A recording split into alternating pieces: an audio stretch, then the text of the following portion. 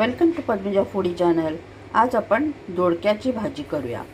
भाकरीबरोबर खूप छान लागते। चला तर आपण कृतीकडे वळूया। नमस्कार मैत्रिणींनो, welcome to Padmaja foodie channel.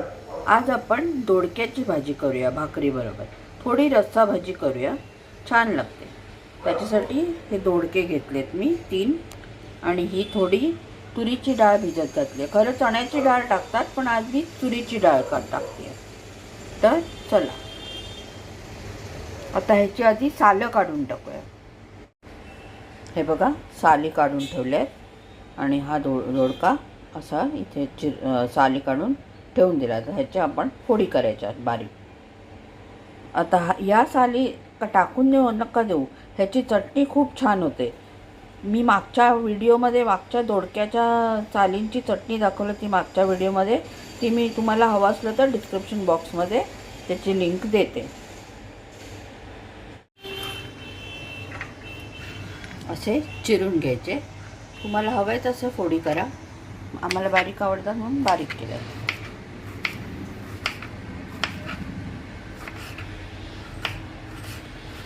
खूप बारीक नको, एकाचे 2।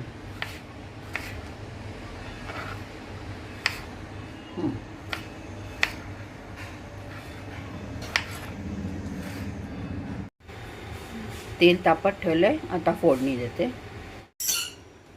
मोहरी घाला आता,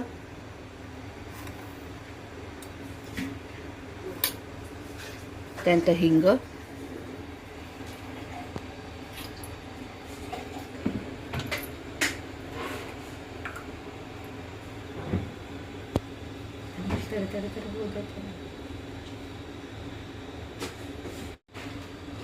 हिंग,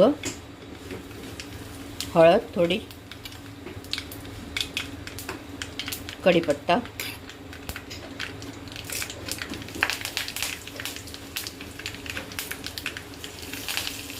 आता आपण डाळ भिजवलेली ती घालूया।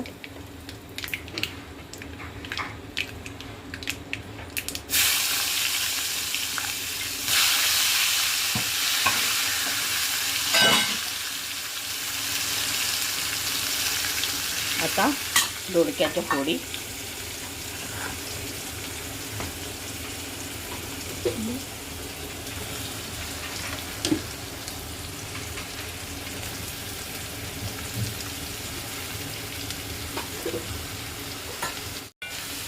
परतून घ्यायचं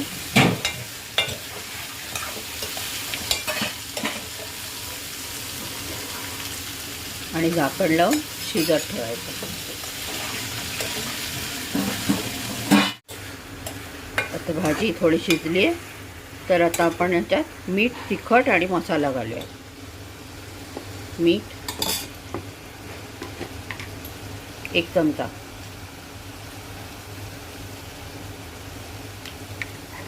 त्यानंतर तिखट 2 चमचे, 2 छोटे चमचे,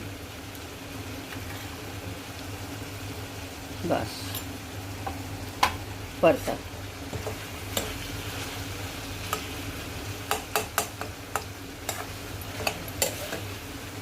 आता ह्याच्यात तुमच्याकडे जो तुम्ही नेहमीचा मसाला वापरता तो घाला।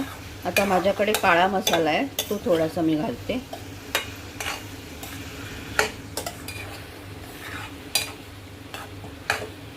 एवढा घातला।